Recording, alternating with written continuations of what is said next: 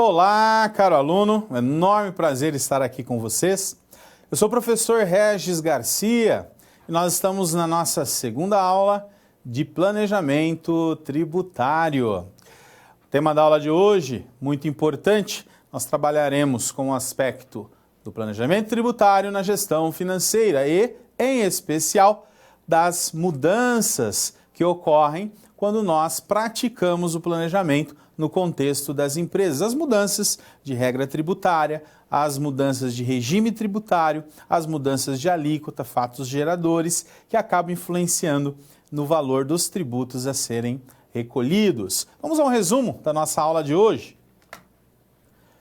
Nós vamos procurar conhecer e compreender e identificar informações importantes que envolvem os processos necessários para nós desenvolvermos o plano tributário das empresas. Ou seja, quais são os elementos necessários, os elementos mais importantes que nós devemos reconhecer. No caso, cada empresa possui a sua própria peculiaridade para executar o planejamento tributário de forma bastante personalizada. Cada empresa tem uma característica, cada empresa demanda determinadas atividades do planejamento tributário. É isso que nós discutiremos na nossa aula de hoje. Vejamos o contexto no qual estes temas estão inseridos. Vamos lá. É necessário que seja desenvolvido, antes de nós iniciarmos o processo de planejamento tributário, um estudo para que este planejamento seja feito de forma eficaz. Deve haver a preocupação também com os conhecimentos sobre a empresa, o seu ramo de atividade, as características dela, para que esse plano tributário ele possa ser muito bem elaborado, respeitando aí as peculiaridades de cada empresa, as características de cada empresa. Uma empresa, por exemplo, ela pode ter um ramo de atividade voltado para o serviço e outra para a indústria. São ramos completamente diferentes. Isso acaba trazendo impacto sobre a forma como essas atividades são tributadas, a forma como as empresas adquirem as suas receitas, executam os seus gastos, fazem os seus investimentos, interferem diretamente na forma como o planejamento tributário é executado. Muito importante, portanto, conhecer detalhadamente a empresa que está sendo planejada.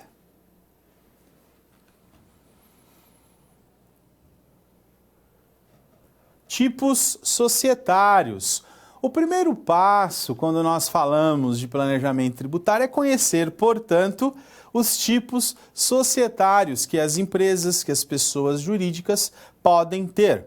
No ato da constituição de uma pessoa jurídica, de uma personalidade jurídica, de uma empresa, de uma organização, se escolhe, se determina que tipo de regimento jurídico ela utilizará para a sua atividade. Então nós temos empresas, por exemplo, cuja responsabilidade dos sócios é limitada, outras não.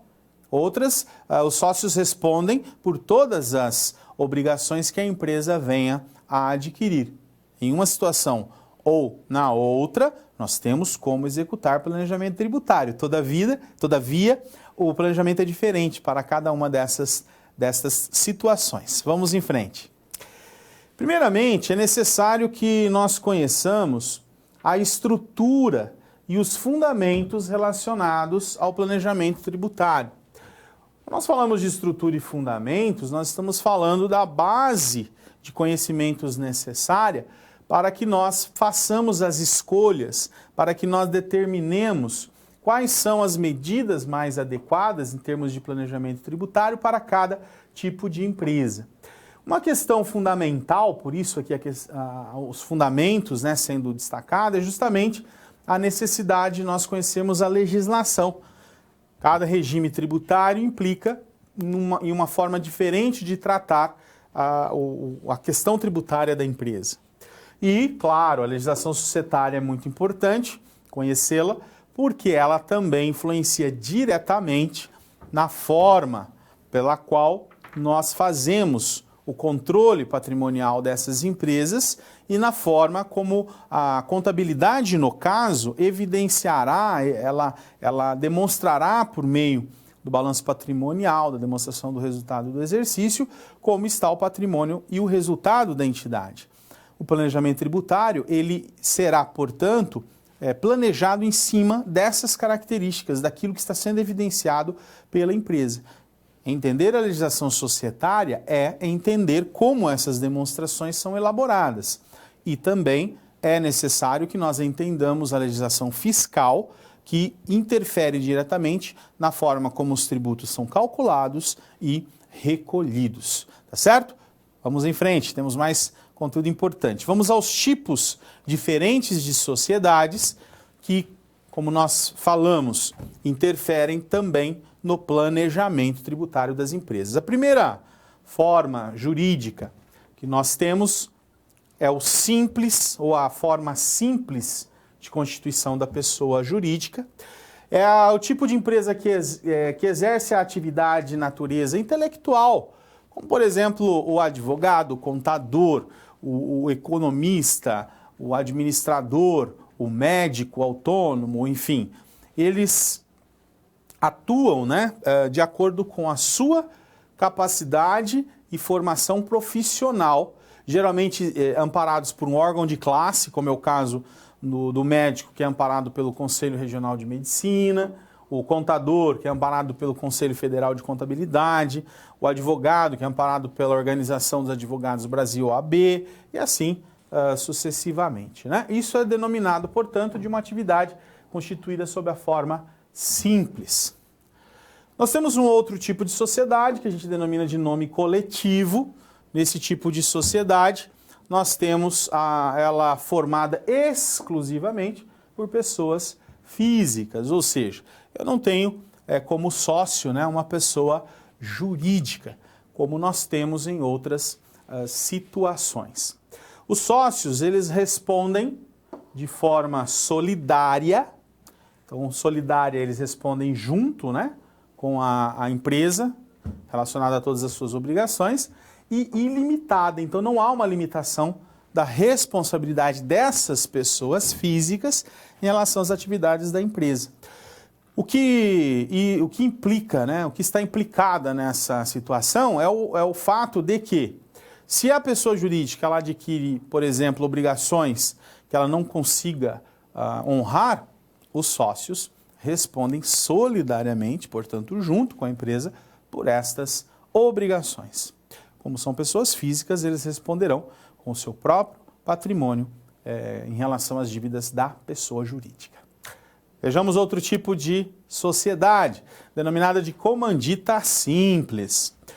A sociedade em comandita simples é aquela na qual o capital social ele é dividido em cotas e prevê dois tipos de sócios, daí a expressão comandita, Nós temos os comanditados e os comanditários. Nesse caso aqui, as pessoas físicas que respondem ilimitadamente, como se fosse uma sociedade em nome coletivo, então elas respondem ilimitadamente e solidariamente pela empresa. Enquanto que os comanditários, eles podem ser pessoas físicas ou jurídicas. Veja que aí eu tenho uma diferenciação em relação ao nome coletivo, que só pode ser pessoa física, E eles têm responsabilidade limitada. Então há uma limitação ao valor das suas cotas, das suas participações sobre as obrigações assumidas pela entidade. São essas as formas societárias, portanto, a simples, em nome coletivo, e a comandita simples, que diferenciam a forma pela qual os sócios respondem pela empresa e também a forma de estrutura social. Temos mais, vejamos lá. A sociedade limitada talvez seja aí a forma mais conhecida, de sociedade, pela qual os sócios eles possuem uma responsabilidade limitada. Então aqui no caso eu posso ter pessoa física e jurídica na constituição da sociedade, e o que mais caracteriza esse tipo de sociedade é a limitação de responsabilidade dos sócios sobre as dívidas e as obrigações assumidas pela empresa. E eles respondem de acordo com a sua participação, a cota que eles possuem nesta sociedade. O valor da integralização de capital, né, até o valor que foi descrito no contrato social, eles respondem então de forma solidária em relação à empresa. Vejamos mais. E a comandita por ações é o tipo de sociedade que são regidas, né, pelas normas específicas de sociedade anônima, as famosas SAs. É um tipo de sociedade, portanto, que é caracterizada aí pelo anonimato dos sócios, né? Eles não aparecem na sociedade, tá certo? Temos mais aí a sociedade anônima, que seria a sociedade cujo capital é dividido em ações e os proprietários dessas ações, portanto, não aparecem no contrato social. São as famosas sociedades pelas quais as ações são comercializadas nas bolsas de valores. Vejamos lá a sociedade cooperativa, é caracterizada também pela reunião de pessoas e pela intenção, né, dessa cooperativa sempre de contribuir, né, para o benefício coletivo daqueles que a formam. A responsabilidade dos sócios de uma cooperativa, dependendo do estatuto, podem ser limitadas ou ilimitadas. São essas, portanto, as formas de sociedades que as empresas podem se constituir.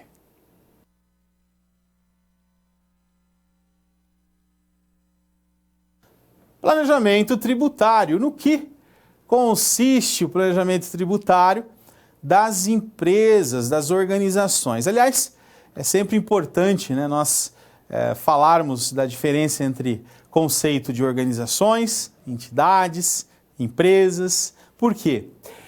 As empresas, elas podem ser constituídas sob várias formas jurídicas.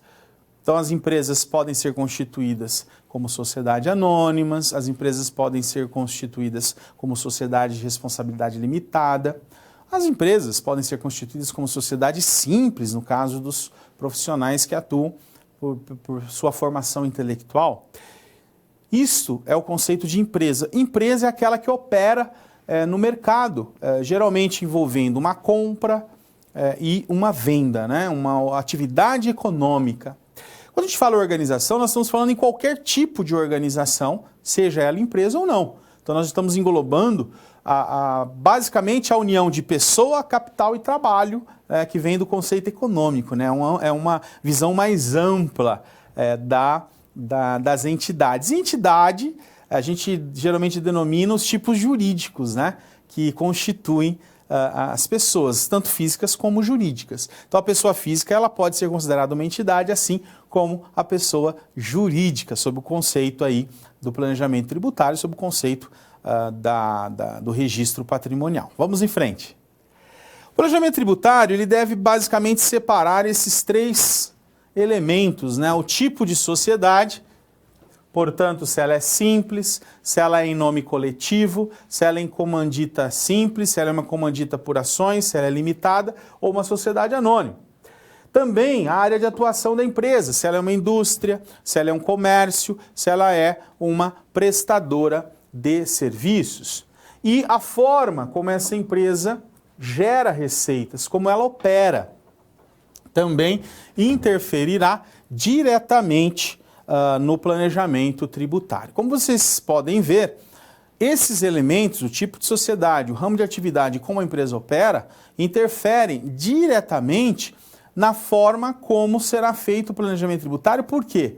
Porque a forma como ela fatura, como ela realiza suas receitas, interferem no cálculo dos tributos, uma vez que nós afetamos aí a questão da hipótese de incidência do tributo ou fato gerador. O tipo de sociedade também pode implicar, porque determinadas possibilidades que a lei, no caso, oferece, por exemplo, regimes tributários, podem estar limitados, podem estar restritos a determinados tipos de sociedade. Então eu tenho aí uma situação bastante diferente a ser considerada, dependendo, claro, de cada tipo de empresa. Vamos lá, temos mais conceitos importantes. Para identificarmos as características da empresa, portanto, que é o que dará a base para o planejamento tributário, uma maneira geral, né, que nós podemos dizer é entender a atividade empresarial. Então nós dizemos que ao entender a atividade empresarial, nós estamos entendendo, né, o tipo de sociedade, o ramo no qual ela atua e também a forma de geração de receita. A ideia é sempre sistematizar os dados e tentar encontrarmos uma relação entre as informações mais relevantes da empresa, porque desta forma nós conseguimos organizar as possibilidades que a legislação nos permite. Vale sempre lembrar que quando nós falamos de planejamento tributário, nós não estamos falando em evasão de tributos ou em sonegação, nós estamos falando de elisão, que é o processo legal pelo qual nós fazemos a redução do pagamento de tributos, ou até mesmo a troca de regimes tributários que sejam mais benéficos para determinados tipos de empresa. É disso que nós estamos falando, portanto, o quadro sistematizado com estas características da empresa nos ajudam bastante nesse processo. O que mais é importante vermos? Olha só, aqui a gente tem um exemplo de quadro contemplando algumas características. A primeira, neste exemplo aqui, qual é a característica de sociedade? Neste caso, nesta parte da nossa informação, nós vamos dizer se ela é uma empresa limitada, sociedade anônima, se ela é uma empresa em comandita simples, uma comandita por ações, ou em nome coletivo, ou até mesmo a sociedade simples, né? Depois, o ramo de atividade, se ela atua na indústria, no comércio, na prestação de serviços, em mais de uma atividade. É comum que empresas de comércio, por exemplo, também prestem serviços, ou empresas industriais também comercializem, né?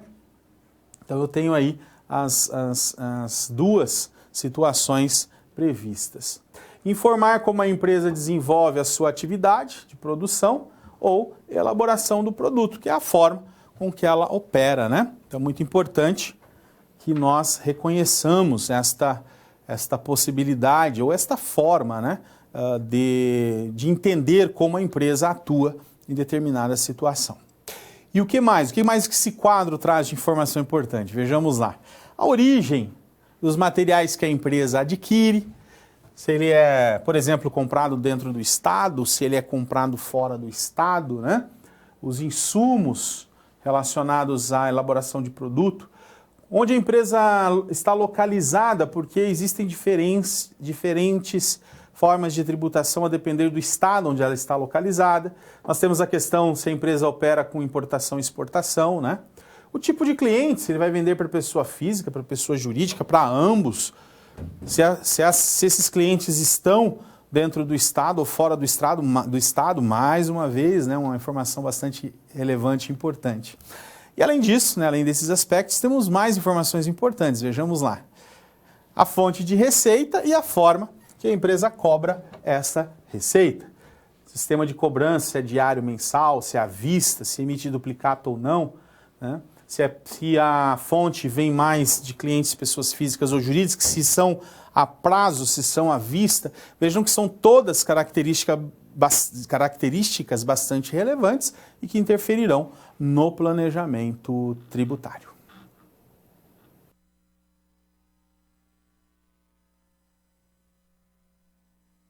Aspectos tributários.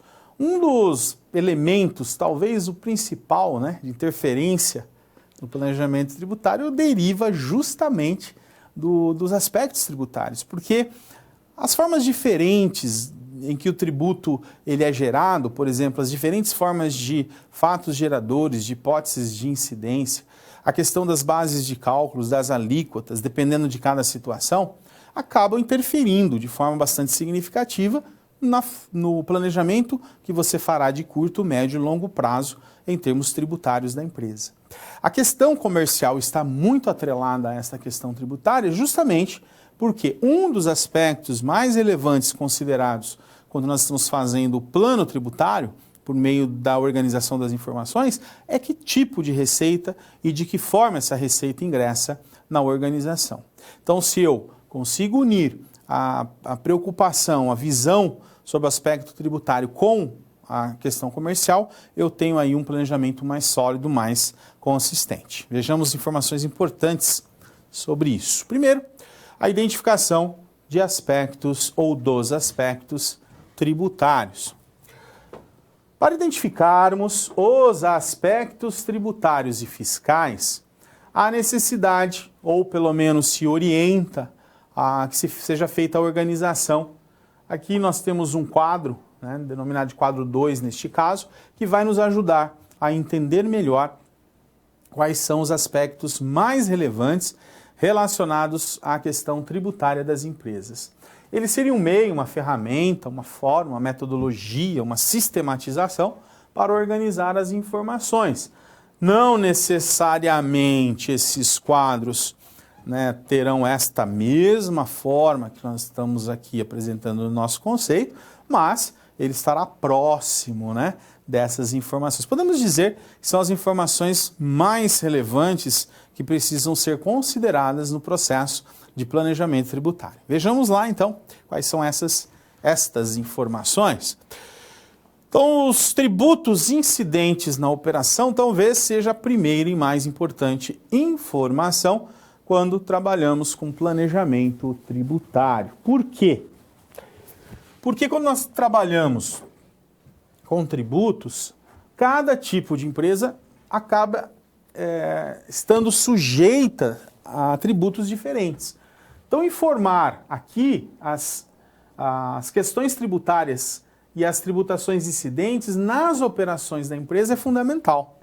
Então, nós temos impostos que são diretos, ocorrem, por exemplo, sobre a venda, como é o caso do ICMS, Imposto sobre Circulação de Mercadorias e Serviços. São impostos cobrados pela própria empresa, no caso, no seu faturamento, ela destaca esse tributo e ela mesma recolhe. Eu tenho impostos em que ela, por exemplo, retém do fornecedor o imposto de renda e depois ela faz o recolhimento. Então, nós temos aí as duas situações, Informar o fato gerador, de onde se origina a cobrança do tributo, é outro aspecto bastante importante, bastante relevante. A hipótese de incidência, o fato gerador, são aspectos fundamentais. A cobrança dos fatos gerados, ou até mesmo situações nas quais não se deve mais cobrar o imposto porque decaiu o prazo de cobrança, tudo isso deve ser considerado. Informar, neste caso, se houve cobrança de tributos com fatos geradores acima de 5 anos. 5 anos é um prazo de decadência da incidência de imposto, não da incidência, mas sim do direito de cobrança da entidade, no caso, responsável. Vamos imaginar aqui um exemplo prático, O ICMS, que é do Estado, ou o ISS, que é do município. Se nós tivermos um fato gerador que ocorreu há mais de 5 anos, já decaiu o prazo de cobrança desse tributo. Isso precisa ser considerado também no planejamento tributário. Vejamos lá, temos mais informações importantes no nosso quadro. Os valores pagos de tributos devem ser constantemente verificados. Por quê? Porque a depender dos valores pagos, eu posso estar pagando mais ou menos imposto do que o devido.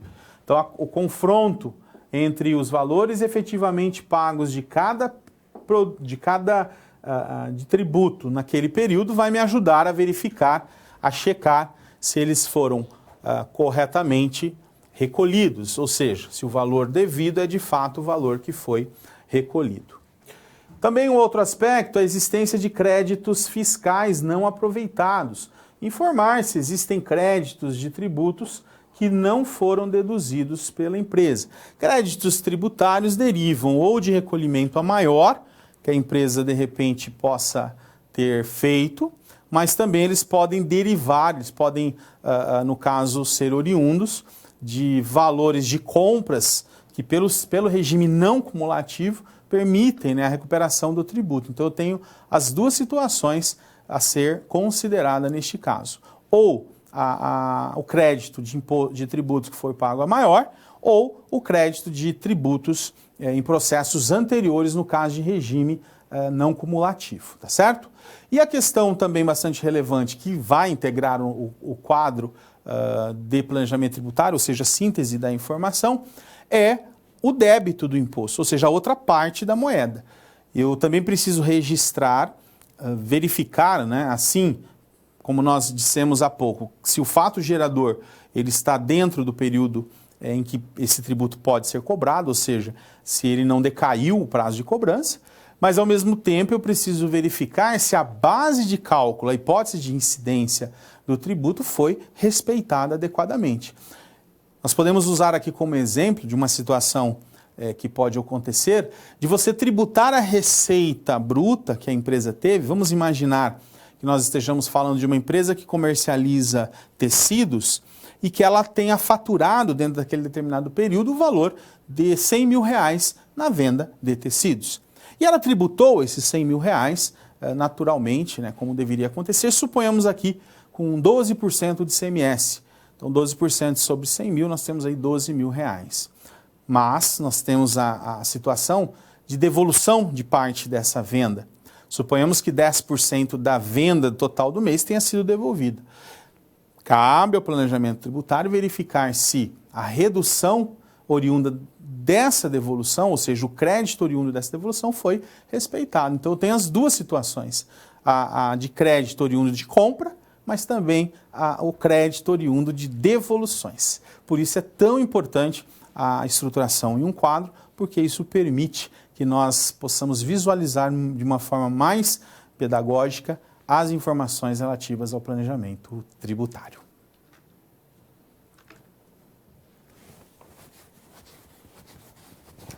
Caso empresa CSA Design de Semijoias. Então nós temos aí uma situação, problema.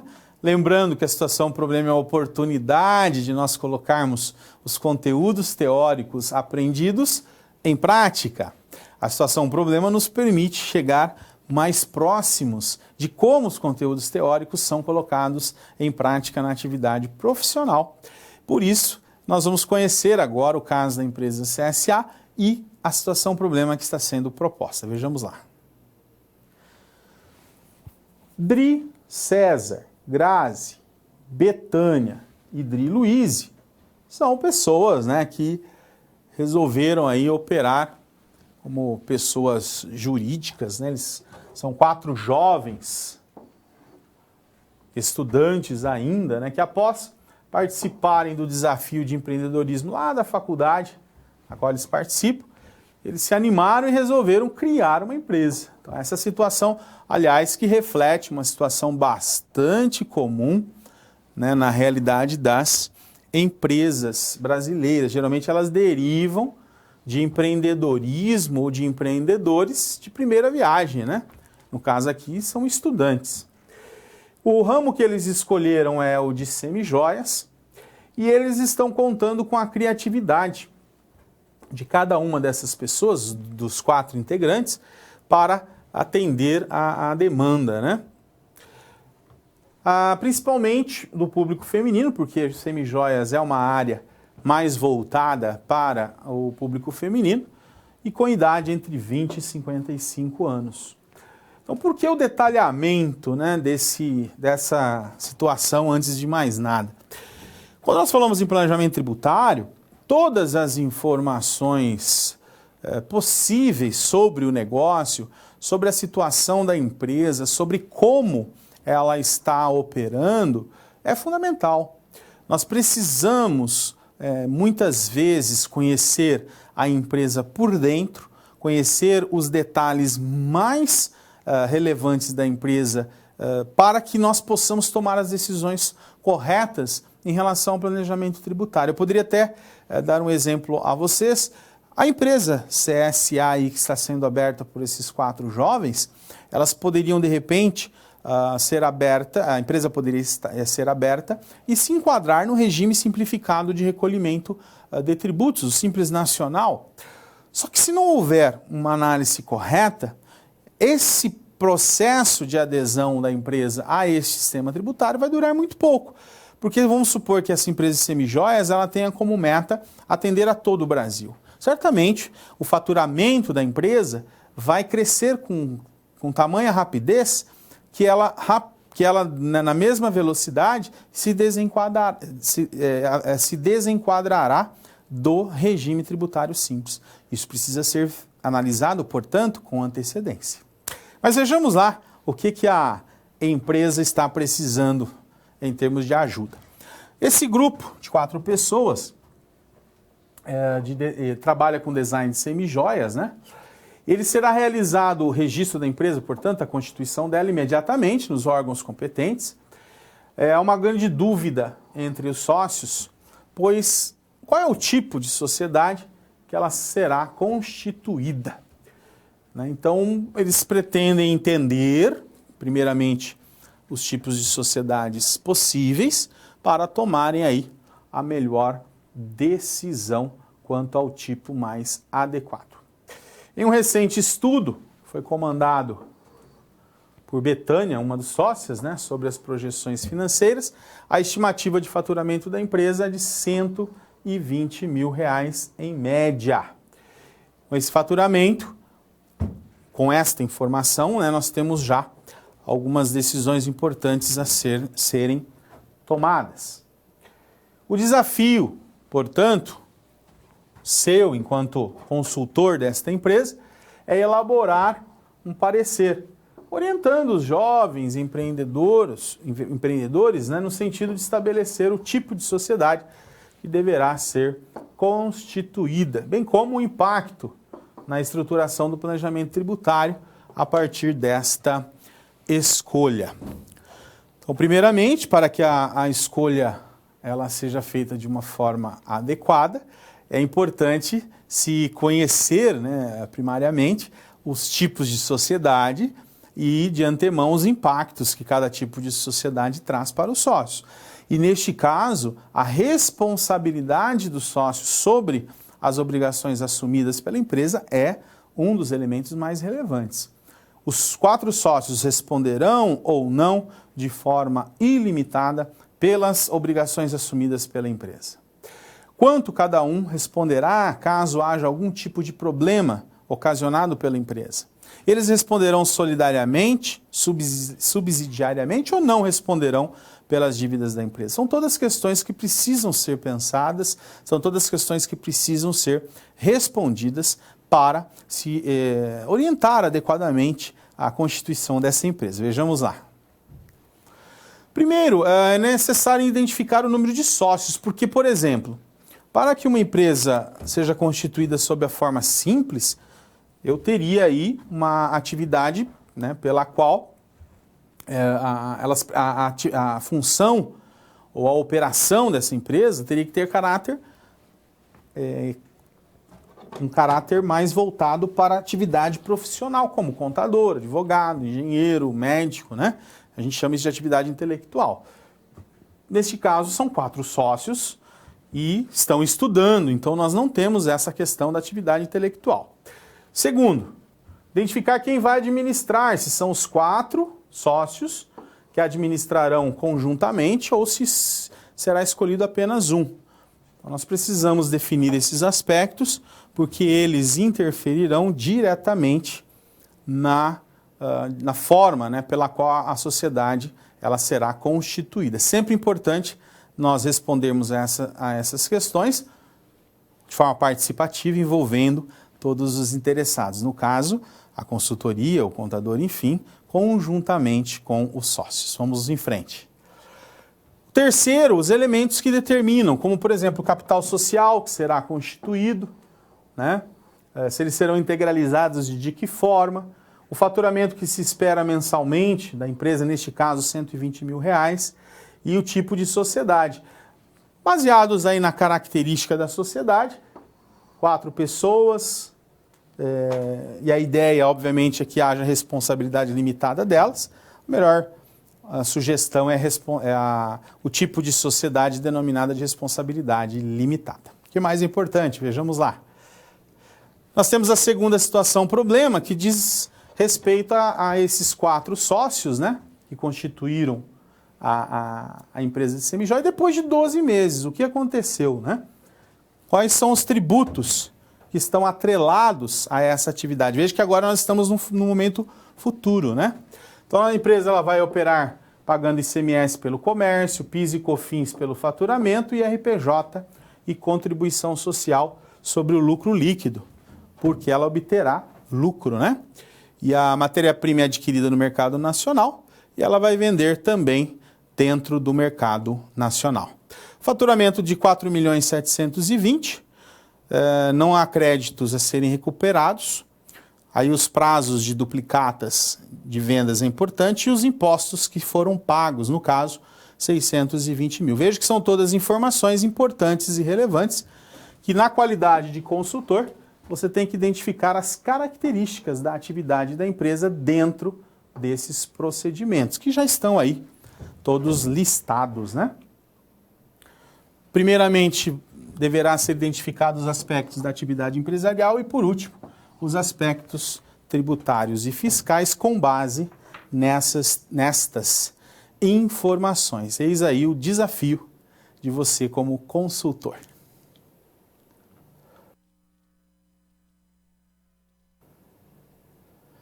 Nós temos agora o momento de responder as suas dúvidas. Nós vamos lá ao chat, verificar as dúvidas que nos foram enviadas, organizá-las e já voltamos respondendo.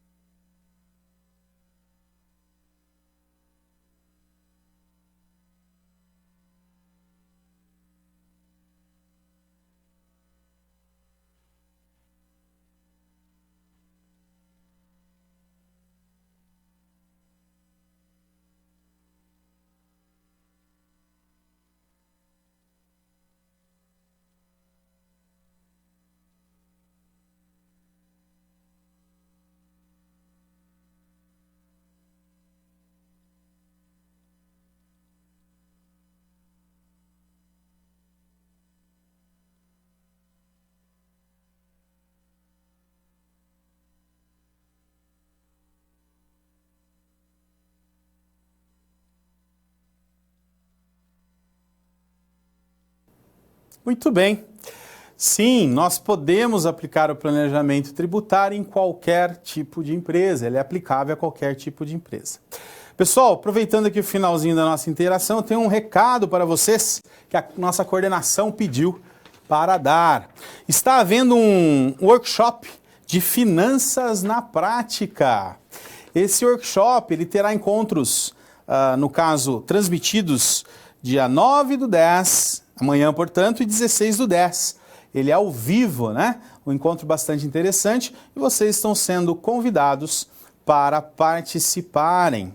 O endereço para que você faça a sua inscrição é Extranet, no seu Colaborar, você vai em Extensão e lá você vai encontrar o formulário de inscrição para esse evento. O nome do evento, portanto, Workshop, segundo workshop de Finanças na Prática. Não deixem de participar, isso é muito importante para a sua formação profissional. Vamos em frente então? Vejamos lá.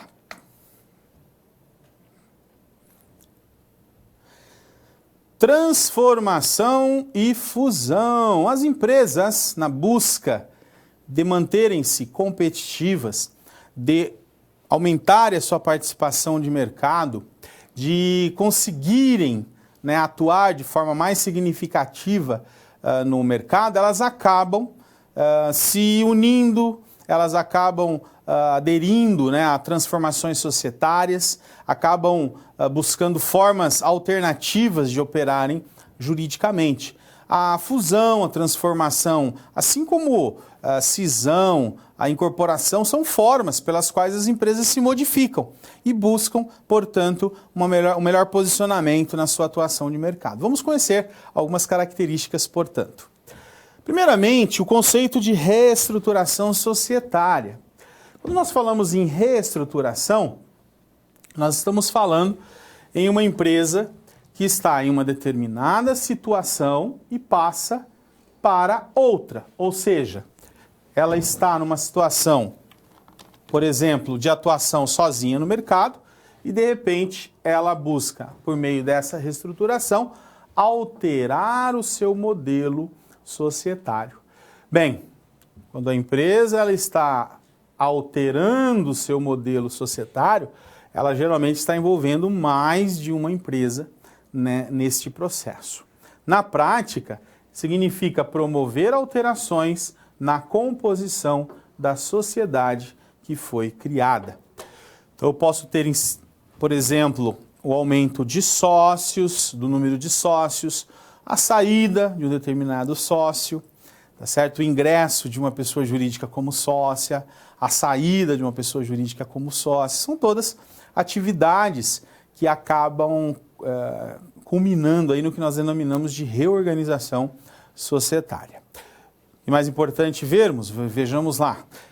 Nesse contexto, se verifica a ocorrência de operações em algumas modalidades. Ou seja, a empresa se reestrutura de formas diferentes, sendo estas formas diferentes a transformação, a fusão, a cisão, a incorporação da organização ou das organizações, uma vez que nós envolvemos geralmente mais de uma empresa.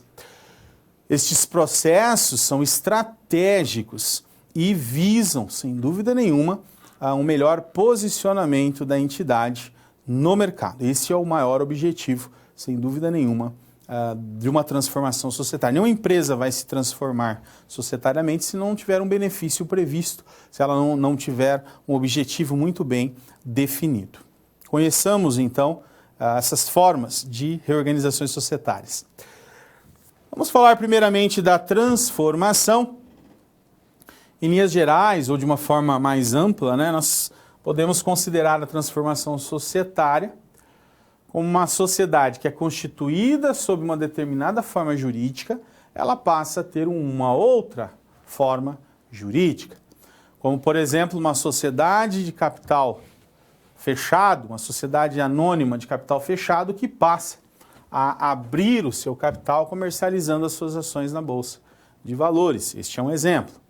Ou uma empresa que está sendo transformada de um tipo jurídico para outro, uma empresa simples que passa a ser uma empresa limitada, por exemplo, ou uma empresa constituída sob a forma de nome coletivo que passa a ser constituída sob a forma de limitada, é uma outra transformação societária. Transformação, portanto, é apenas a mudança de um estado, né, jurídico para outro. Cada situação jurídica que a empresa tem, ela tem características próprias. Por isso nós falamos em transformação. Vejamos mais. Na mesma linha de reorganização societária, nós temos o que se denomina de fusão. A palavra fusão, que deriva aí da área da física, né? A fusão de dois elementos químicos, na verdade, é a junção deles transformando-se em um outro tipo de elemento. Conceitualmente, no caso das empresas, ela se caracteriza pela união de duas ou mais empresas que passam a constituir, neste caso, uma nova empresa. As empresas que foram fusionadas, elas deixam de existir enquanto indivíduos e passam a coexistir, né, com as empresas com as quais elas foram, no caso, fusionadas, tá certo? Então, uma característica bastante importante que nós temos da reorganização societária da fusão, porque é uma das formas mais comuns que nós conhecemos no mercado, quando empresas que atuam no mesmo ramo, ou até mesmo de ramos diferentes, se unem, formando uma outra empresa para atuar ou no mesmo mercado ou até mesmo em mercados diferentes. E o outro tipo de transformação, de reorganização societária, que nós podemos aqui caracterizar é quando, no processo de fusão, há extinção, né, da sociedade. Então, segundo aqui Jung 2014, no processo de fusão, que é uma outra forma de reorganização societária, além da transformação, que a empresa deixa de existir e ela herda, a nova empresa que foi constituída, ela herda todos os ativos passivos. Portanto, ela herda, né, os bens, os direitos e as obrigações da empresa que foi aí, no caso, fusionada, né? Por isso que ela deixa de existir neste caso. É muito importante nós sabermos também, destacarmos, que no caso da fusão, eu posso ter pessoas jurídicas ou empresas que atuam no mesmo mercado, por exemplo, duas empresas que atuam no ramo de carne, venda de carne congelada. Elas resolvem se unir, elas se fundem montando uma outra empresa e continuam atuando no mercado de carne, não há problema nenhum. Mas eu também tenho empresas de ramos diferentes, por exemplo, uma empresa que trabalha no ramo de congelados. Ela pode se unir a uma empresa que trabalha no ramo de laticínios. A nova empresa, portanto, será uma empresa que trabalha com congelados e com laticínios. Então, eu tanto posso ter a fusão de empresas do mesmo ramo, mantendo o mesmo ramo depois do processo de fusão, como empresas de ramos diferentes, que manterão o mesmo ramo a partir da fusão, né? Mesmo porque essas sociedades deixam de existir, dando lugar à nova empresa.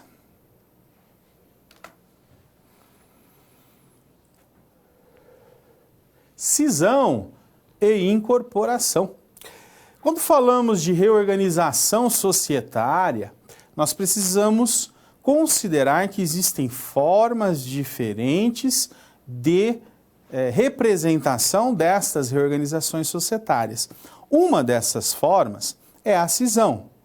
A cisão, ela tem por característica fazer com que a empresa que está cedendo o seu patrimônio, ela continue existindo ou não. Vamos ver como isto acontece. De acordo com o artigo 229 da Lei das Sociedades por Ações, né? A cisão ela constitui-se na operação pela qual a companhia, sociedade anônima, portanto, ela transfere parcelas do seu patrimônio para uma ou mais sociedades. Ela acaba fazendo a transferência do seu patrimônio ou de partes do seu patrimônio para uma ou mais sociedades. Sociedades que foram constituídas especificamente para receber estas parcelas patrimoniais, ou, num sentido diferente, que já existem e que também estão recebendo estas parcelas patrimoniais, tá certo?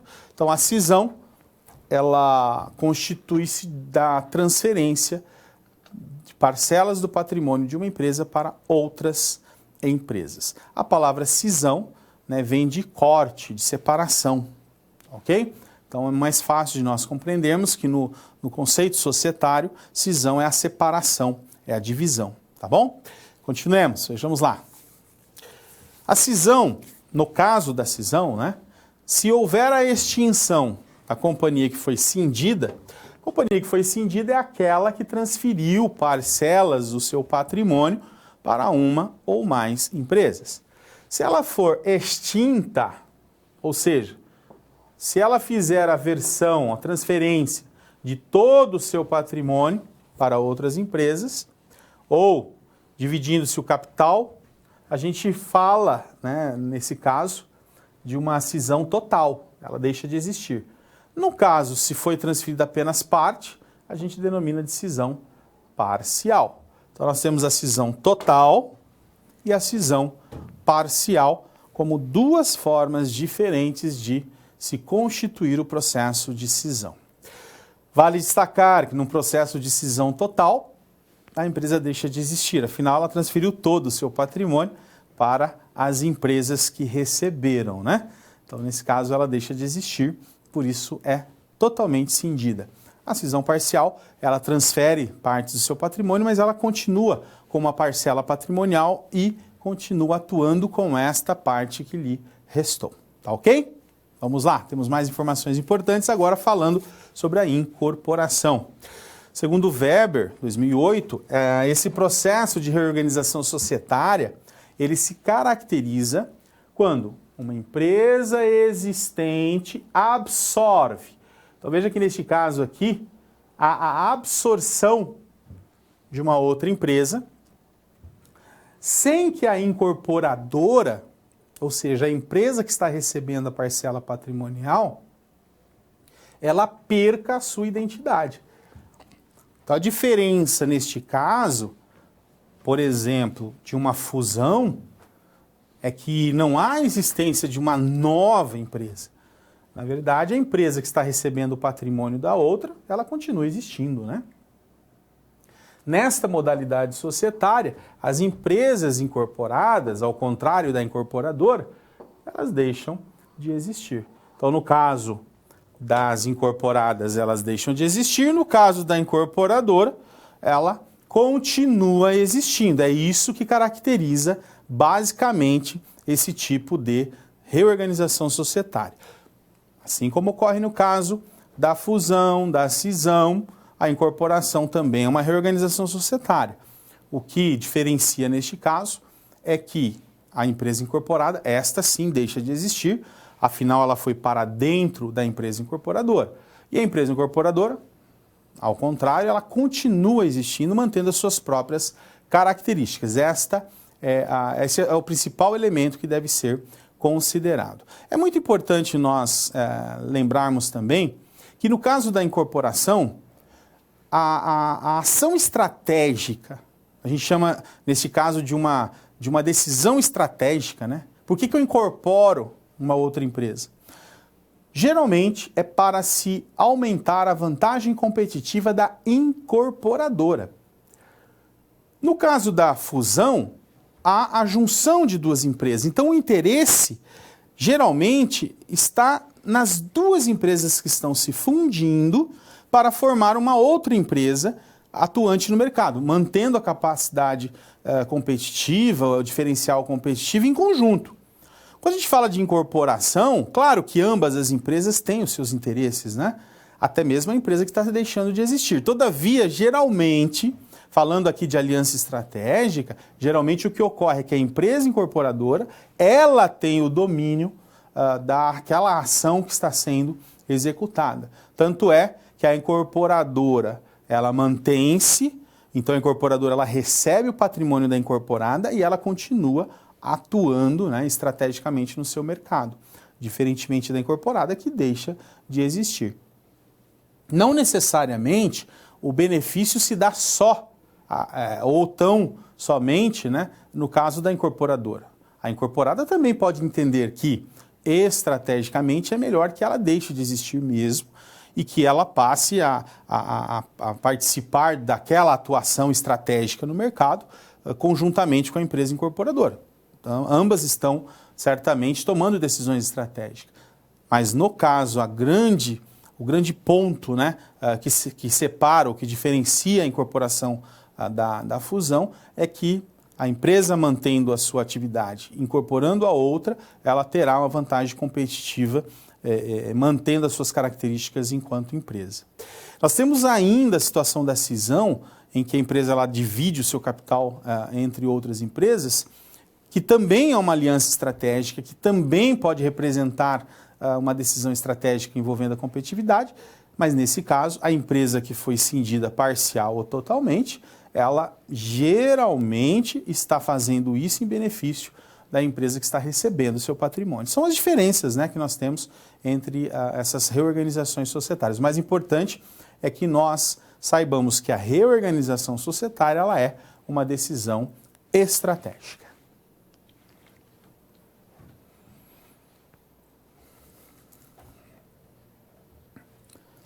Benefício tributário da transformação societária. A transformação societária, a reorganização societária são todas decisões estratégicas. A transformação societária, quando a empresa troca de uma situação jurídica para outra, tem que, obviamente, ser justificada por um benefício estratégico. Senão, o que justificaria, né, a empresa fazer uma transformação societária? Ela precisa justificar essa ação com base num benefício estratégico, num benefício que ela obterá ao fazer essa transformação. É muito importante nós sabermos que a transformação societária ela não implica na dissolução da empresa, tampouco implica na morte ou na extinção da pessoa jurídica que está sendo transformada. A empresa, ela continua com o seu patrimônio, ela continua com a sua estrutura organizacional intacta. Apenas juridicamente ela se modifica. Para entendermos melhor essa questão, precisamos ver alguns conceitos. Vamos lá. Quando nós fazemos a reorganização societária, e aí nós temos as três principais formas de reorganizações societárias, a fusão, a cisão e a incorporação, nós precisamos seguir um protocolo, ou nós podemos dizer de etapas, né, de processos que são executados com a finalidade de se obter, ao final, o processo concluído, né, o processo jurídico concluído. Nós olhamos aqui este fluxograma que está apresentado, nós temos como primeira atividade deste protocolo, nós vamos chamar aqui de número 1, a inclusão do número de ações e as espécies que serão substituídas no caso da fusão, da cisão e da incorporação. E aí entra, claro, a característica de cada uma dessas operações, né? No caso da fusão, a junção de duas empresas, duas ou mais empresas, né? Dando origem a uma nova empresa. No caso da cisão, a transferência parcial ou total do patrimônio para duas ou mais empresas. E a incorporação, quando uma empresa ela é incorporada por uma outra. Essas características de cada uma dessas três formas de reorganizações societárias estarão aqui no número 1. Número 2. Deve-se deixar claro a questão dos ativos e passivos, bens e direitos e obrigações das empresas envolvidas. Então, deve-se incluir no protocolo de fusão, cisão e incorporação os elementos ativos e passivos que formarão o patrimônio da nova empresa, se for o caso, que integrarão o patrimônio da empresa que está incorporando, se for o caso, tá certo? Ou da empresa que está recebendo a parcela do patrimônio, no caso da cisão. A terceira etapa do protocolo, ela envolve os critérios de avaliação do patrimônio. Afinal, como nós estamos falando em mais de uma empresa, há necessidade que esses critérios sejam alinhados. E deve haver a preocupação de que eu utilize o mesmo critério entre as empresas envolvidas, seja na fusão, na cisão ou na incorporação. A quarta etapa, o quarto passo, envolve aqui incluir o valor do capital das sociedades que serão criadas, em especial aqui no caso da fusão, que dá origem a uma nova empresa.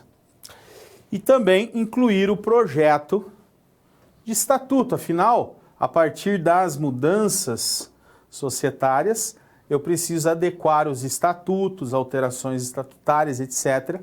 Aqui nós temos como a quinta fase. Então nós fazemos um projeto de estatuto e esse projeto será, no caso, aprovado sempre, né, pela Assembleia de Acionistas. Existe a obrigatoriedade de que seja submetida à Assembleia essas alterações, essas reestruturações societárias. O que mais é importante vermos? Vamos lá. A nova empresa, sociedade anônima que está sendo constituída no caso da fusão, ela continua tendo aí a denominação de empresa, claro, né? Por isso que é chamada de nova empresa. Ela, no caso da fusão, ela deriva da união das empresas que foram fusionadas, podem ser duas ou mais, né? Ela fica constituída como uma empresa de capital aberto. Então, se eu tenho uma fusão de empresas de sociedades anônimas, nós temos aqui uma empresa de capital aberto sendo gerada e ela obrigatoriamente, nesse caso, passa a ser tributada pelo lucro real, né, porque as empresas de capital aberto obrigatoriamente são tributadas por esse regime determinado aí pelo fisco, pelo regulamento do imposto de renda. Claro que eu posso ter fusões de outros tipos de empresas, né? Aqui nós estamos falando de sociedades anônimas. O que mais é importante vermos, vamos lá, benefício tributário. Com essa tributação pelo lucro real, há a possibilidade de se reduzir, por exemplo, o valor do imposto de renda, não só com o valor que a empresa tem no seu ativo, que ela poderá compensar, imposto de renda que, por exemplo, ela tem a compensar, mas ela também, claro, tem que pensar num plano tributário, num planejamento tributário, com foco aí no imposto de renda no futuro. Então, o lucro real, ele traz alguns benefícios para a empresa, embora ele não seja a única forma de tributação, mas ele traz alguns benefícios para a empresa, permitindo a dedução de alguns elementos no cálculo do imposto de renda e da contribuição social. Vejamos mais alguns aspectos relevantes, como, por exemplo, a utilização dos juros sobre o capital próprio. É uma das opções que a empresa tem, né, os juros sobre o capital próprio. No caso, por quê? Nas condições de sociedade anônima, a empresa ela pode pagar aos sócios, acionistas no caso, juros, uma remuneração sobre o capital que eles mantêm na empresa. Isso é chamado de juros sobre o capital próprio. Eles podem abater até 4% do imposto de renda também no Programa de Alimentação ao Trabalhador, o PAT, eles atingindo, claro, a redução, o objetivo, né, de reduzir o valor do imposto. Então são opções que a empresa passa a ter quando ela faz aí esta alteração, né, essas mudanças societárias em prol do seu planejamento tributário. Não, claro, que seja pelo planejamento tributário apenas que essas reorganizações são feitas. Afinal, nós temos situações que essas decisões são estratégicas. É uma questão de sobrevivência das empresas, mas o benefício fiscal deve ser considerado.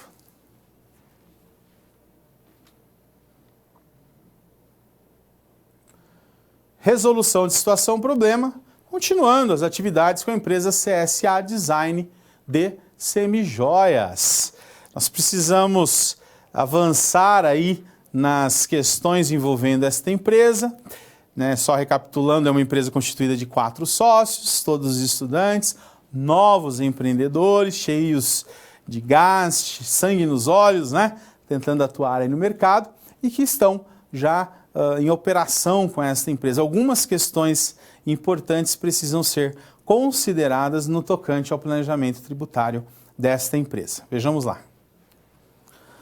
Situação problema 3. A CSA Design Semijoias ela prosperou. E agora, as meninas participantes dessa sociedade se depararam com uma oportunidade de negócio.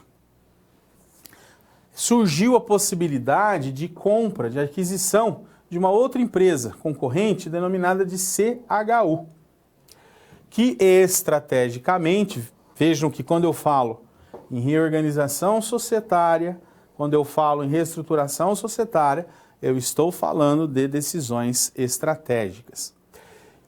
Esta decisão melhorará bastante o posicionamento da empresa no mercado. Afinal, ao adquirir uma concorrente, nós estamos aí diante da possibilidade de ganharmos mais participação no mercado, o famoso market share. Mas precisamos conhecer melhor, então, a situação, o problema, para sabermos o que estrategicamente trará de benefício. Vamos ver. A sociedade passará a ter a seguinte composição, a partir dessas alterações. 90% da sociedade, ela ficará para as 4 sócias, enquanto que 10% para os proprietários da concorrente. Então vejam, a empresa CSA, ela está comprando a concorrência, sendo que 10% da empresa compradora, né, CSA, será mantida em nome da empresa concorrente, que deixará, obviamente, né, de ser concorrente a partir de então. O capital social será integralizado com bens, direitos e obrigações, dependendo aí da composição do patrimônio da empresa que está sendo adquirida. Vale lembrar que nestes casos, né, não apenas os ativos, mas também os passivos são incorporados, são adquiridos pela empresa compradora. Então é importante que no planejamento oriundo desta reorganização societária isso seja considerado. Vamos em frente. A CSA e a CHU, elas conversaram, né, e articularam uma operação em que as condições foram as seguintes. Vale a pena recordarmos, lembrarmos, né, e sabermos sobre o protocolo envolvendo fusão, cisão e incorporação. Um dos aspectos é o estabelecimento dos critérios envolvendo a operação, né? Então, por exemplo, primeiro, o que foi acordado entre as partes? Haverá extinção das sociedades. Então, a CSA e a CHU deixarão de existir. Outro critério, vai ser feita uma transmissão integral do patrimônio para a nova sociedade. Então, deixam de existir a CSA e a CHU, passando a se constituir uma nova empresa. E haverá também um compartilhamento e sinergia a partir de então de pessoas, processos, tecnologia, etc. Principalmente de capital intelectual, né? Aquilo que cada empresa aprendeu durante a sua atuação de forma unilateral, agora passa a ser incorporado nessa nova empresa. Bem, uma vez estabelecidos os critérios, uma vez estabelecidas as condições, vamos ver o que acontece. Vejamos lá. O desafio estabelecido por essa situação, problema, é determinar, né, ou identificar qual é a modalidade de reorganização societária que está sendo elaborada pelas partes. Então, neste caso, o primeiro passo é lembrarmos da característica desta reorganização societária, no caso, a extinção das sociedades, criação de uma nova empresa, possui uma característica especial de reorganização societária. A pergunta é, que característica é essa? Vejamos lá. Então, o primeiro passo para identificar a operação, né? A aquisição da CHU Joias pela CSA Design de Semijoias é o que de fato foi, o que de fato aconteceu. A extinção das empresas, a transmissão integral do patrimônio e a composição societária de 90% e 10% para a nova empresa. Portanto, a modalidade de reorganização nesse caso é a fusão, é a junção de duas sociedades para a criação de uma nova sociedade. Desta forma, né, fica resolvida a situação, problema que consistia, neste caso, na identificação do tipo de reorganização societária entre essas empresas. Temos mais desafios, vejamos lá. A CSA Design de Semijoias adquiriu uma empresa concorrente com o intuito de expandir a sua participação no mercado. Isso direcionou o processo para um modelo de fusão, foi o que elas fizeram, com a forma de reorganização societária. No caso, a nova empresa se denominará de CSAM Design. Ao conduzir este modelo de fusão, a nova empresa, ela passou a ter os seus ativos, créditos acumulados nos últimos 5 anos, referente a imposto de renda pessoa jurídica. Vejam, créditos acumulados, né? E antecipação de RPJ, que poderão ser compensados. De entidades da administração pública pelo fornecimento de bens e serviços que, para essas instituições, como que isto poderá ser compensado, né? O processo de fusão, ele poderá interferir nas estratégias de planejamento tributário, no caso da nova empresa, já que a nova empresa é a que continuará existindo. O seu desafio é auxiliar na identificação das possíveis alternativas para a redução do IRPJ. Sempre lembrando que é de acordo com a legislação.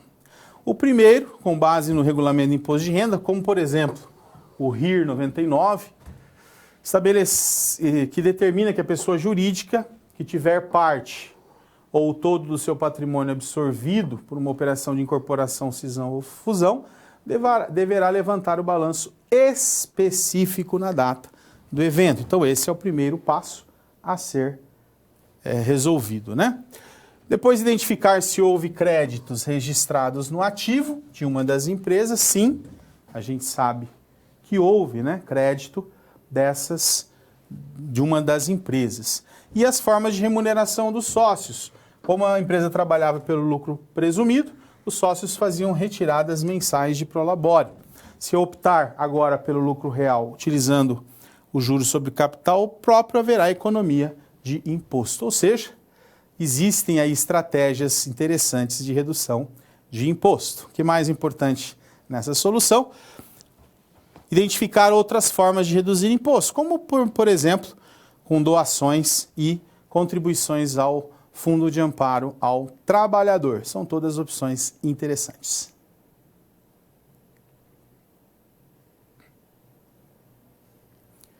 Nós temos agora um momento de interação via Kahoot e também a oportunidade para respondermos às suas dúvidas.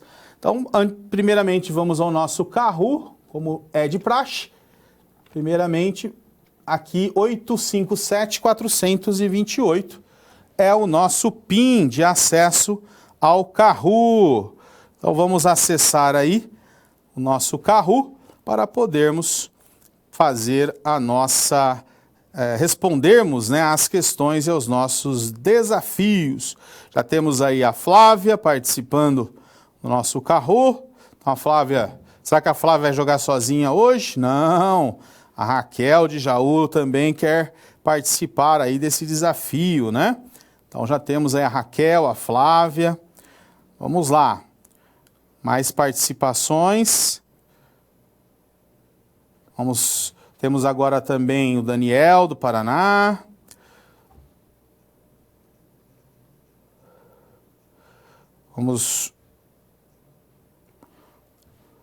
Oswaldo do Amazonas. Opa, tem pessoal participando aí de todas as regiões, né?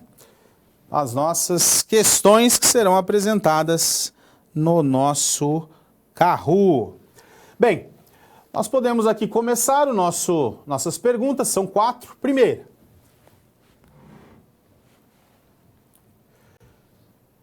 Qual a sociedade na qual a responsabilidade dos sócios é limitada ao valor do capital? Qual sociedade? A SA, a MEI, a limitada ou a comandita? Vamos aí tentar responder. Né? Já temos 3 respostas. 8 segundos, 7, o nosso tempo está acabando. Vamos ver aí Qual é a resposta correta? 4 respostas. Opa! 5 pessoas optaram pela limitada, ninguém optou por nenhuma outra e está certo, né?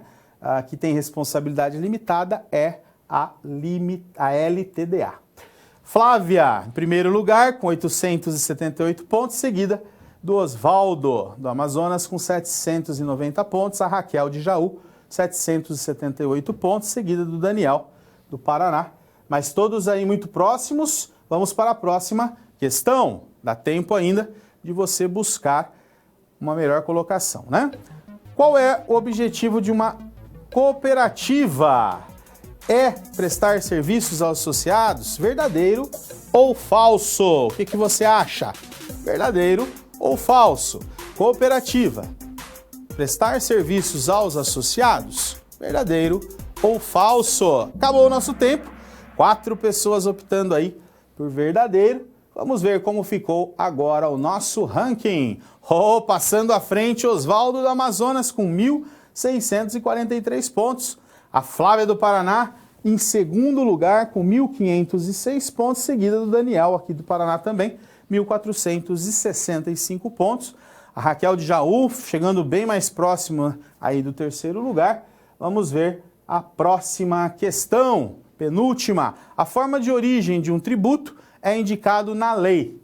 Qual é a lei que determina, ou o elemento da lei que determina a forma de origem de um tributo?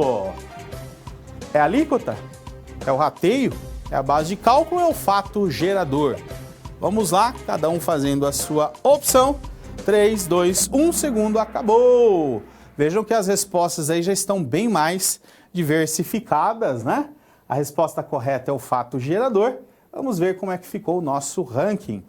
Osvaldo do Amazonas com 2.653 pontos, a Flávia do Paraná em segundo lugar e o Daniel do Paraná assumindo terceiro lugar aí muito próximo também. Última questão para o nosso ranking final, vejamos lá. A fusão se caracteriza pela união de 2 ou mais empresas. Verdadeiro ou falso? E aí, fusão, verdadeiro ou falso? É a união de 2 ou mais empresas? Fusão, vamos ver. Opa! Nosso ranking final ficará, portanto, claro que é o verdadeiro, né? Nosso ranking, em primeiro lugar, a Flávia do Paraná. Em segundo lugar, Osvaldo do Amazonas e Daniel do Paraná em terceiro. Parabéns aos 3 vencedores. Vamos agora à resposta das perguntas de vocês. Temos aqui uma pergunta de Minas Gerais sobre qual a diferença entre SA e limitada. A sociedade anônima ela é dividida, o capital é dividido em ações. E essas ações, quem possui essas ações são os acionistas. Diferentemente da limitada, não são sócios e sim acionistas que são os proprietários dessas ações. O anônimo que está no SA significa que eles não são identificados no contrato social, mesmo porque uma sociedade anônima é constituída por meio de estatuto, né? E a limitada não, há identificação dos sócios, a responsabilidade deles é limitada à participação das cotas de capital, tá bom? Então essa é a diferença da sociedade anônima para a limitada, ou estas são as diferenças. Goiás, fazendo a seguinte pergunta: o planejamento tributário sempre vai representar uma gestão proativa, onde o gestor deve procurar minimizar o impacto dos tributos na receita da organização? Muito boa a colocação de vocês, pessoal de Goiás, é isso mesmo. A proatividade do planejamento tributário se caracteriza justamente porque nós fazemos com antecedência o cálculo do impacto do tributo na operação da empresa. E quando nós fazemos isso com antecedência, nós temos condições de evitar, de repente, dispêndios desnecessários ou, se não conseguimos evitar o dispêndio, nós pelo menos minimizamos o impacto dele. É realmente uma ação proativa. Muito boa a participação de vocês. Hoje nós tivemos condições de estudar aí não apenas as formas de reorganizações societárias, mas de ver as características de cada uma dessas formas diferentes, com destaque àquelas que representam decisões estratégicas, caracterizadas pela incorporação, pela fusão e pela cisão de empresas. Claro que a questão estratégica é que predomina nessas alianças estratégicas. Foi um prazer estar com vocês mais uma vez, nos vemos em breve. Até lá!